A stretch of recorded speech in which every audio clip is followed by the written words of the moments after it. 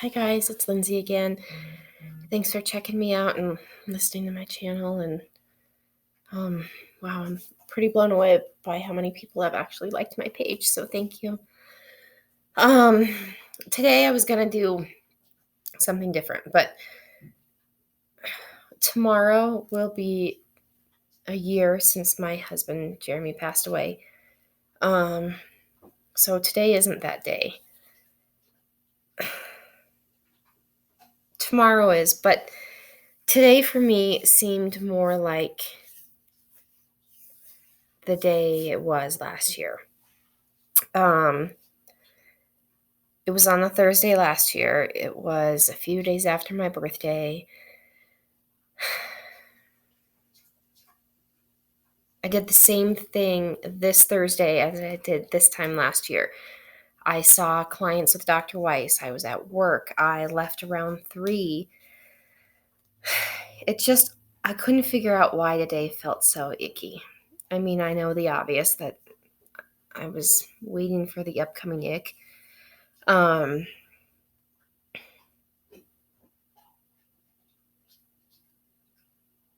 was the same drive home. But thank God, on that drive, I was able to stop and pick up my son and not get a call from my stepdaughter saying that Jeremy was in the hospital for a heart attack.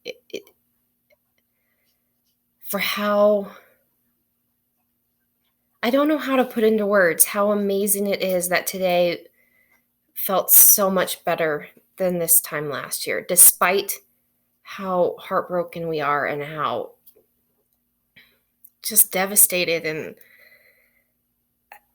I was just so grateful today that didn't happen. I don't know if that even makes any sense. I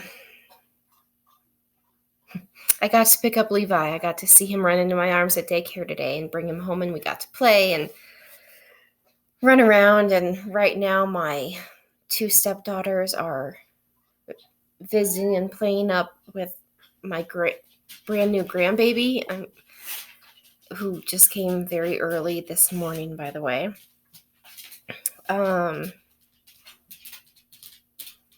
Today I feel tired. I feel weak. I feel sad.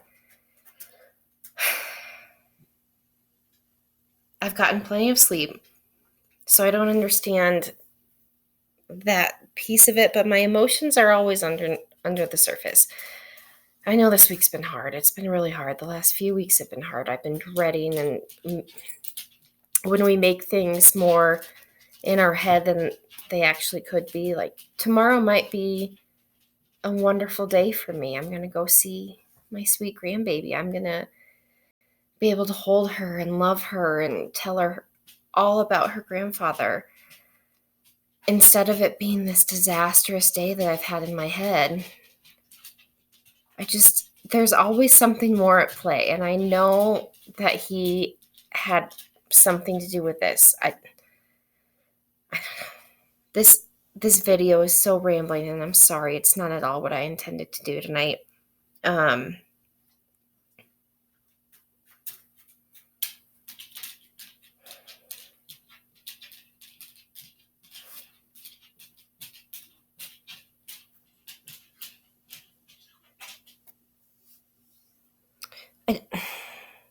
I have so many more things to say, but I'm not sure where to start. So the day Jeremy was taken from me, it started like any other day. We fought, but we made up.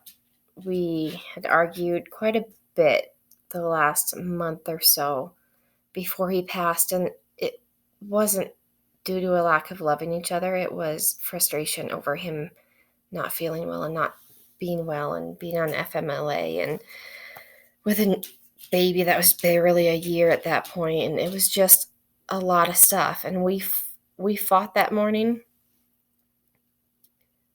but he asked me to go get him his cigarettes and his Mountain Dew and his stupid coffee. And I did. And thank God I did. And I came back and I hugged him and I told him how much I loved him and told him to get his shit together and stop whining. If he felt that bad, go to the doctor. And That part to me, that last phrase I said to him, ugh, that's not one I can rest well with. But the rest, that I told him I loved him, I did what he needed for me because he couldn't drive for himself. I gave him a kiss and I gave him a hug. I know so many widows that don't have that experience. They ended up fighting, or they didn't talk to their loved one the last time, or they don't know where they were, and it's just devastating. I just cannot under I can't fathom it.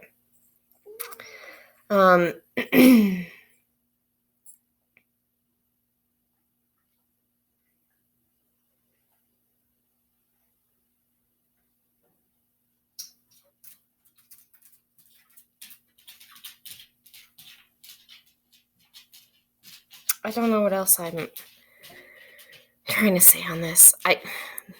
My intention today was, I promised myself a year ago that I would put Jeremy's eulogy on video, because for some reason none of us caught it. None of us even thought of it. The mortuary was just getting that installed, and it was really the first time I was ever able to speak in public and say anything that mattered or resonated with anyone, and I had never heard so many wonderful comments about it. I decided I can't do that today. I'm not in a place to. I put the jewelry on that he gave me for that day, and let me backtrack. He didn't give me this jewelry to wear at his eulogy. He gave me this jewelry and these earrings for my birthday 2 days before. And it's not something I would ever wear. Honestly, I have nowhere to ever wear something this nice to. So I asked him about it. I said, honey, it's beautiful, but we don't need this. And when am I ever going to wear it? And he said, I picture you standing in front of a whole bunch of people in a red dress with this jewelry on.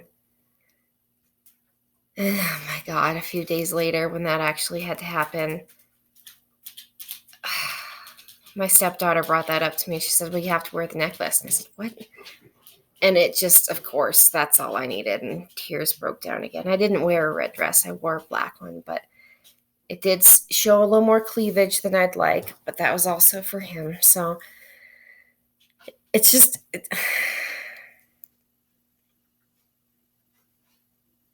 it was the first day I was able to stand up to people and say something profound, and they felt it and they resonated with it. And I was so upset that it wasn't caught on video for my son and our grandkids and me again. I don't know what I said half the time. I had to use my friends and my family to figure it out again. So that was my plan tonight. Instead, I'm doing this rambling video, more for myself than anyone else, I think. I just want to remind people that grief is not something that you go through the steps. I'm a big fan of Kubler-Ross. I love her. I'm a social worker. That's what we do. But you don't go through them and then it's over. You go through this one and then you come back and all of a sudden you're angry about something and you don't know why. And then you're crying because you no longer hear snoring. That doesn't make any sense. Grief does not make any sense. There is no rhyme or reason to it, and that's okay. And the more we accept that everyone's grief and everyone's pain is just as individual, the more we can help each other. I mean, the biggest thing I could say right now is if anyone has a family member or a friend or even someone they hardly know at the office, and you know they've lost someone, give them a hand. Don't leave them hanging a year later, though. There were so many people around last year. So many. It was amazing. I had never seen that kind of support. It was incredible. I mean, I had a friend of mine who, God, thank God for her. I don't even know if I had showered without her. She actually, made sure I had something to wear and did my hair so I looked like a decent human being when I went. I had my mom, I had my kids, I had people laying on my couches. I mean, and there was food for months in the freezer outside. It was amazing. Don't let that go away though. That's the hardest part for us this year, is that piece of it. It just, everyone else moves on and we're still here. We moved on and we got a new normal, but it's not the same. It's check in on your friends. If they've lost someone in the last few years, check in. Say, hey, can I come over and do a load of laundry? I promise you there's about 12 loads of laundry downstairs that you could do. Or there's, hey, does your dog need to go to the groomer? Or could your mom use a break from helping you? Because God knows my mom probably could. Just don't. The first year is so hard and we get through it the best we can. Don't leave us hanging after. I'm not saying my friends have. My friends and family have all surrounded me with love and kindness, and I couldn't ask for more. But the amount of support we had in that first week, just keep it going as long as you can if you're out there. I'm going to stop talking now because I just realized this is almost a 12-minute video and I said nothing that I wanted to.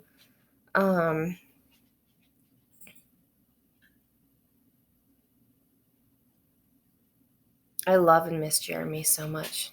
In fact, I had these little things of this cute little photo of him and Karina when they were cutting down our first Christmas tree. And then our favorite photo of me and him. These are still up all over my house, everywhere. There's photos of Jeremy. And there's photos of Dada for our little guy to see, and it's beautiful. They don't make me sad anymore. Yeah, that's a lie. Sometimes it makes me sad. Most of the time, though, I'm just happy we had those memories. I'm happy that I took that photo that drove him crazy when he had the giant burger stuffed in his face. Just love who you're with. Love every day. I am so shocked I'm not crying right now. He lived such a good life his last few years. He had such a hard time. He had so many things to overcome. And God, I was so proud of him. He was so proud of himself. And I think anyone in his family, his mom included, and Barb, I promise you I will get the eulogy done. We just love, miss, and honor this man so much. And that's what I wanted to say today. Not at all, but it's what came out. And hopefully someone gets something from it. So, Jasmine, can you come? Oh, no. The dog has the baby shark, so I've got to go. All right, thanks for tuning in again. Bye, Jasmine.